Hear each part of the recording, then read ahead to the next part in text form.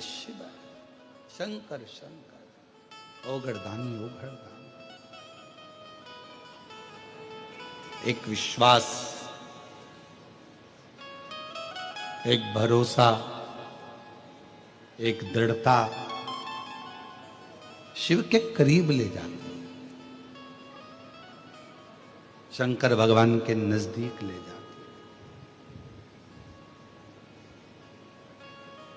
और अगर भगवान नहीं देता तो कौन आता? कौन आता?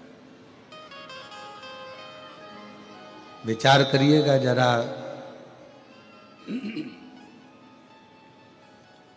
चींटी कभी नमक के डब्बे के पास नहीं जाती। हैदराबाद में जाती हो तो बात दूसरी है, पर चींटी कभी नमक के डब्बे के पास नहीं जाती।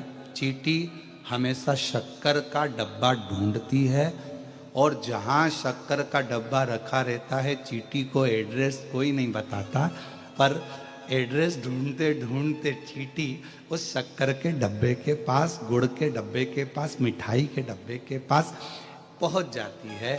उसी तरह शंकर के जितने भक्त हैं, इनको कई लोग कह रहे थे एड्रेस इनको कैसे मालूम होगा, हैदराबाद में कहाँ शमशाबाद है, कहाँ कथा हो रही है, कहाँ कथा चल रही है। पर जो जैसे चींटी शक्कर का डब्बा ढूंढ लेती है, शंकर के भक्त शंकर की कथा ढूंढ लेते हैं, शिव की कथा। वो ढूंढते ढूंढते पहुंच जाते।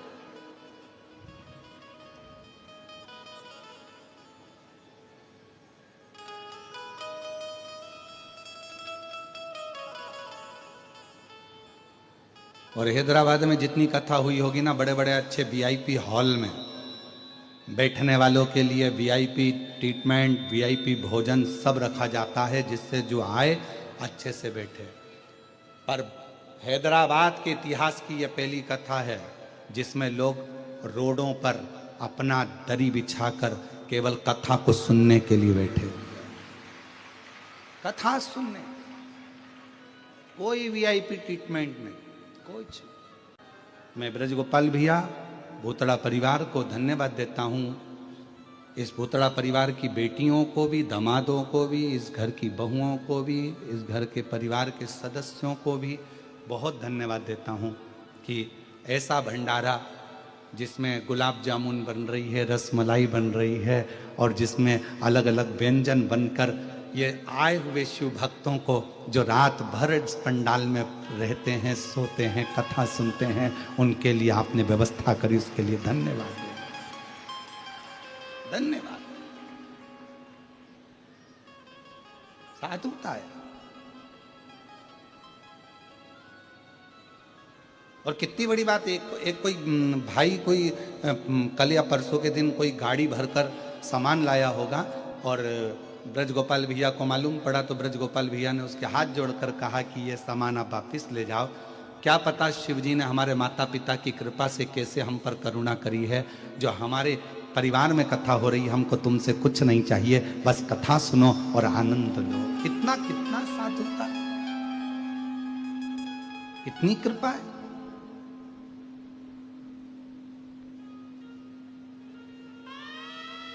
ये शिव, इसको शंकर की उदारता कहते हैं, शंकर की करुणा। घर की बहन बेटियां, बुआ हो, फूफा हो, मामा हो, काका हो, चाचा हो, सबको बहुत अंदर से आज गर्व होना चाहिए कि शंकर जी के आप कोई साधारण व्यक्ति नहीं, आप शिव की बेटियां हो, शिव के परिवार के सदस्य हो, शिव परिवार, शिव शिव। पार्वती जी ने पूछा कि आपका मन उदास दिख रहा है, आप बड़े उदास दिख रहे हो, क्या बात, क्या हुआ?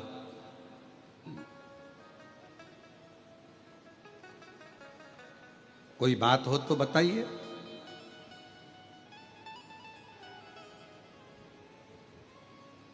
शंकर भगवान बोले कि कलिकाल की स्थिति देखकर मेरे को थोड़ा सा दुख हो रहा। कोई तन से दुखी है, कोई मन से दुखी है, कोई धन से दुखी है, कोई कष्ट शरीर का है, कोई रोग है, किसी को कोई तकलीफ हो रही है, किसी को कोई तकलीफ हो रही है, कोई ना कोई दुखी है। कली काल है तो उसमें दुख तो रहेगा।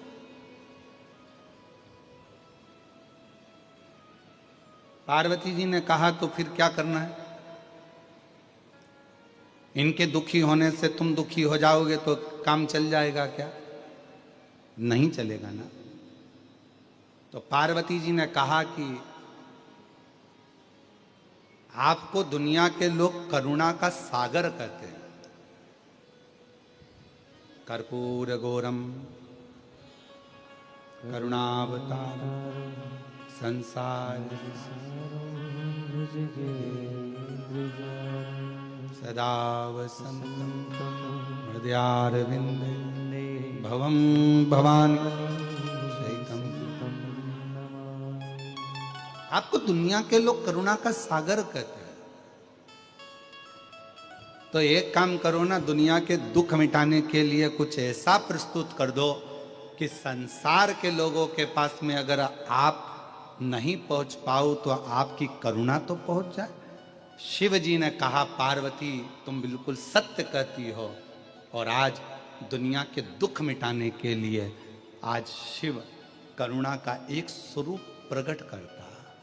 शंकर भगवान ने अपने नेत्र बंद किए और भगवान शंकर ने नेत्र बंद कर कर अपनी नेत्र बिंदु को नीचे गिराया। 14 रात्रि तक जो शंकर भगवान मौन रहे थे, 14 रात्रि के नेत्र अश्रु को भूमि पर गिरा दिया। गिराते से ही वहाँ एक पौधे ने जन्म ले लिया। उस पौधे से एक मुखी से लेकर 14 मुखी तक रुद्राक्ष जन्म ले लिए। 14 एक मुखी से लेकर 14 मुखी तक रुद्राक्ष प्रकट हो गए। शिव जी ने कहा सुनो पार्वती, कली काल में संसार सागर में दुनिया के लोगों पर कितना भी दुख होगा, और अगर उसके नजदीक में, उसके गले में, उसके करीब में अगर एक रुद्राक्ष होगा तो उसका दुख मिटाने की जवाबदारी मेरी होगी। उसका दुख मैं मिटाऊंगा।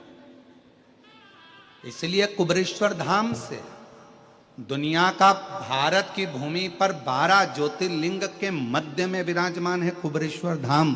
भारत की भूमि का एक ऐसा धाम है कुबेरेश्वर धाम जहां से प्रसाद के रूप में कुछ मिले के ना मिले, पर प्रसाद के रूप में एक रुद्राक्ष जरूर मिलता है, और वो रुद्राक्ष आपकी जिंदगी को संवार देता है। एक रुद्राक्ष जिसको लोग तांबे के कलश में गलाते हैं, शिव जी को जल चढ़ाते हैं और उस जल को पीते हैं। चाहे बड़े से बड़ा कितना भी रोग है, कितनी भी तकलीफ है, कितना भी कष्ट है, दुनिया के लोगों को विश्वास है सीहोर के रुद्राक्ष पर, भरोसा। और ऐसे कई लोग बैठे हैं जिन्होंने हम इतने, ये पत्रों का तो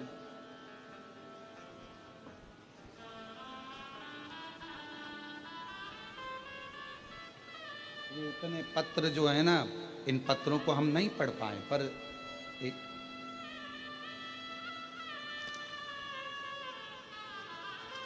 इन पत्रों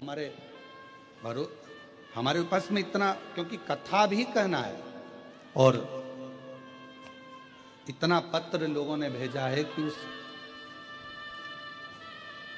जिनके कार्य हुए हैं और बाबा ने जिनको दिया है, इसमें कैंसर हो, थायराइड हो, बीपी हो, शुगर हो, ये पत्रों का भंडार। और पत्र बाहर पीछे भी रखे होंगे, देव जरा। इतना पत्र लोग भेजा है, ये पत्रों में क्या है?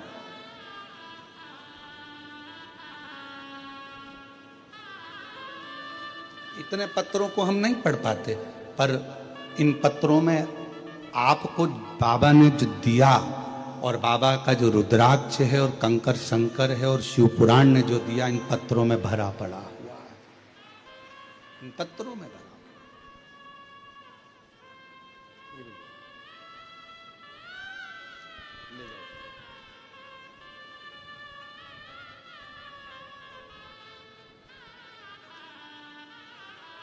इन पत्रों में भरा पड़ा हुआ है आपका विश्वास।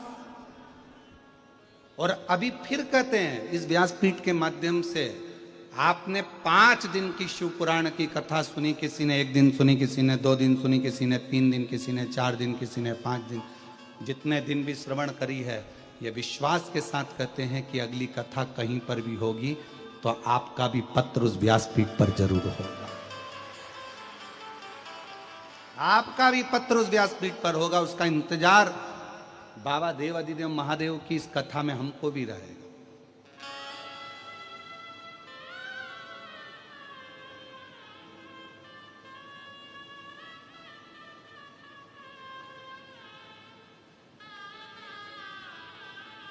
कल रात्रि को कर्नाटक से भी कोई भक्त आए हुए थे, शायद यहाँ पर होंगे, बैठे होंगे बिदर साइड से। उनका बड़ा मन था कि गुरुजी हमारे कर्नाटक में कथा नहीं हुई है, बाबा कृपा करे, ऐसा वर दीजिए कि वो कथा हमारे कर्नाटक में भी हो। कहीं बैठे थे? कहाँ? हाँ बैठे हुए।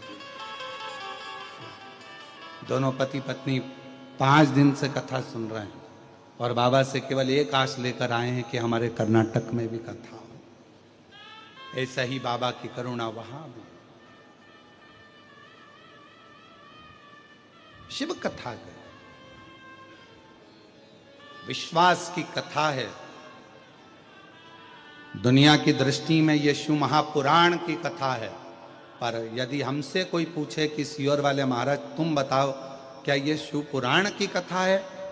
कई लोग कहते हैं ये शिव पुराण की कथा महाराज तो बाँचता ही नहीं है, महाराज को शिव पुराण बाँचना आती ही नहीं है। और बिल्कुल सत्य कहते हैं लोग कि सियोर वाले महाराज को शिव पुराण बाँचना आती ही नहीं है। और हम भी कह रहे हैं हमें नहीं आती शिव पुराण बाँचना, क्योंकि हम पुराण बाँचते ही नहीं है। हम तो शंकर भगवान की करुणा जो हुई है उसको बाँचने के लिए बैठते हैं, शिव की लीलाओं को बाँचते हैं। जो कह रहे हैं ना कि सियोर वाले महाराज को तो कथा बाँचना नहीं आती, शिव पुराण नहीं आती, कोई शिव पुराण उनको बाँचना आती है, तो तुम भी कमेंट्स में कह दिया करो बिल्कुल सही कह रहे हो, उनको तो आती ही नहीं है, उनके बस की नहीं है शिव पुराण बाँचना। अपने बाप का चरित्र बाँचना किसी औलाद के बस की बात नहीं होती कि वो अपने बाप का चरित्र बाँचे। बाप को पहचाना कौन है? बच्चे कह देते हैं पापा हम तुम अच्छे से जानते हैं, पर तुमने जाना क्या? जिसने भूखा रहकर प्यासा रहकर खुद ने कीपैड का मोबाइल चलाकर तुझे एप्पल का दिलाया है, तो उस बाप को क्या जाने? जिस माँ ने खुद अपने तन पर अच्छे होकर कथा सुन रहा है, कोई जमीन पर सो रहा है, पानी पड़ा है, कीचड़ हो रहा है, जगह नहीं मिल रही, तो भी रात का विश्राम कर कर मेरे लिए इतना बेचैन होकर कथा का इंतजार कर रहा है, क्या चाहिए? शिव देखता है, शिव देखता है, इसको क्या चाहिए? तब मेरा बाबा भोलेनाथ आपको पंडाल में पड़ा हुआ देखकर कहता है कि अब चिंता मत करना, तुम मेरे दरवाजे तक आ गए, अब मैं तेरा दुख मिटाने तेरे दरवाजे तक पहुंच जाऊंगा, तकलीफ नहीं देख सकता। और कृपा की ना हो जो आदत तो सुनी रे अदालत तुम्हारी, उसके ऊपर है। सबका किया है मेरा भी उद्धार कीजिए, उद्धार कीजिए, है त्रिपुंडधारी, है त्रिशूलधारी, महादेव नमन चरणों में स्वीकार कीजिए, सबका किया है मेरा भी उद्धार कीजिए, उद्धार कीजिए। बाबा बस तुझसे यही आस है। शिव ने रुद्राक्ष प्रकट कर दिया। 12 ज्योतिर्लिंग का मध्य बिंदु है कुबरेश्वर धाम।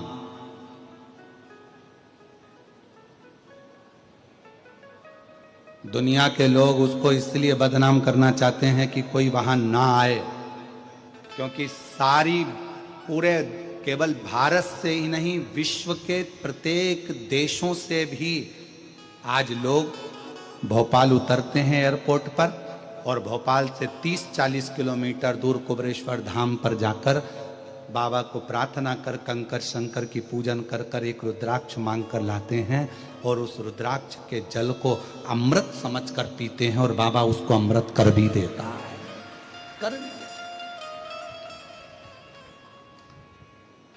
कुछ नहीं है वहां, वहां कोई शंकर जी की प्राण प्रतिष्ठा नहीं। हाँ, पुराना एक शिवलिंग है, उस स्थान पर बड़ा शिवलिंग बना हुआ है जिसको आप फोटो में देखते हो। बड़ा शिवलिंग बना, उसके नीचे पुराना जो छोटा सा एक ओटला था, छतरी थी, वही वहां पर निर्मित है और वो बंद रहती है, उसको हम खोलते नहीं है, वो बंद रहती है। वहां अंदर किसी को प्रवेश नहीं दिया जाता, बंद रहता है। दर्शन हम जाते हैं, दर्शन करते, बाबा का स्मरण करते, अभिषेक पूजन करते, चलते। छोटा सा ओटला, उस ओटले पर छोटा सा शिवलिंग, उसी पर बड़ा वो शिवलिंग बना दिया जो आजकल आप फोटो में देखते हो, और उसके आगे एक बड़ा पत्थर का मंदिर बन रहा है। अभी कोई वहां पर मूर्ति नहीं है, पर वहां मूर्ति नहीं, वहां का कंकर मूल है, वहां पूजन कंकर की होती है।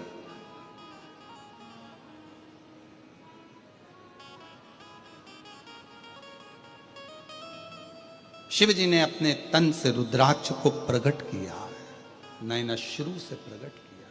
किसके लिए करा? ये संसार के लोग जो दुखी हैं, कलिकाल में जो तकलीफ भोग रहे हैं, संसार में बड़े बड़े रोग बढ़ते चले जाएंगे, दुनिया के कलिकाल जैसे जैसे बढ़ेगा व्यक्ति की मृत्यु का आंकड़ा नहीं किया जा सकता। पहले लोग कहते थे 80 साल जिएगा, 100 साल जिएगा। आज के जमाने में कौन सी बीमारी कब हो जाए और कब व्यक्ति कम मर जाए, किसका भरोसा? पूरा गांव बह गया। किसकी मृत्यु का कब ठिकाना, किसको मालूम? कौन को मालूम?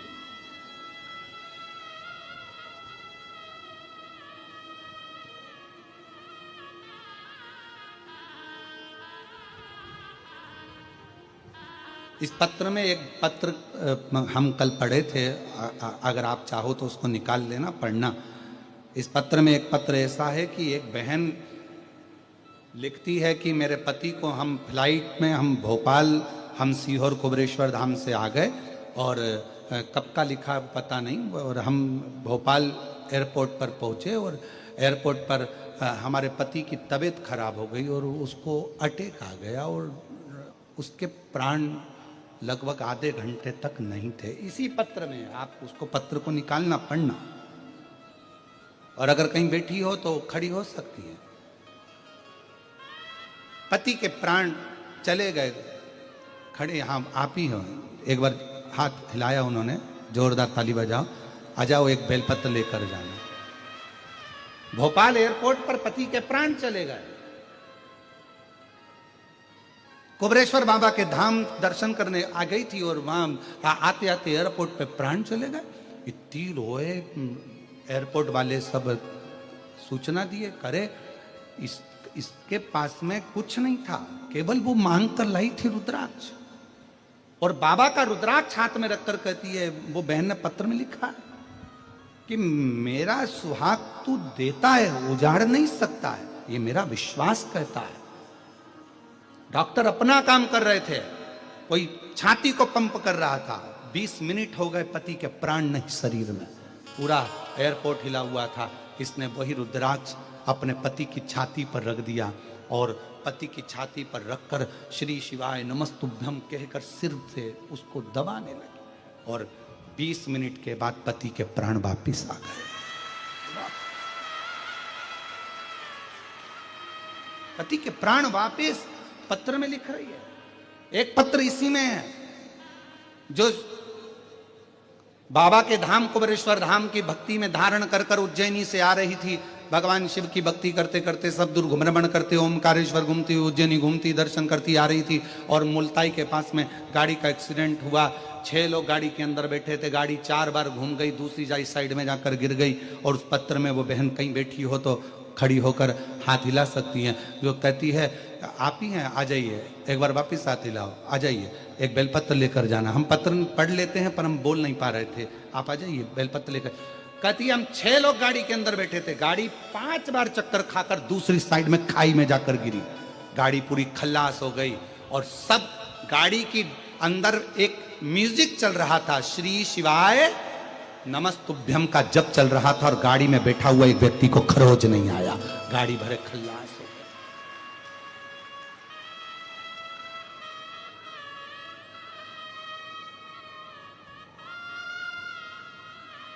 और महादेव नमन चरणों में स्वीकार कीजिए, सबका किया है मेरा उद्धार कीजिए, उद्धार कीजिए।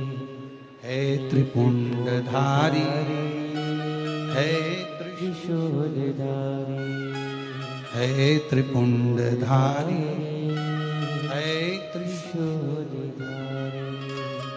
हो जाए पूरी कामना उपकार कीजिए, हो जाए पूरी कामना उपकार कीजिए, सबका किया है मेरा भी उद्धार कीजिए। है त्रिपुंडधारी, है त्रिशूलधारी, है त्रिपुंडधारी, है त्रिशूलधारी। 20 मिनट तक में तेरे बाबा जी पावन है चारों धाम, चरणों में तेरे बाबा जी पावन है चारों धाम। तेरे देव करते वंदना, पूजे सीताराम। तेरे देव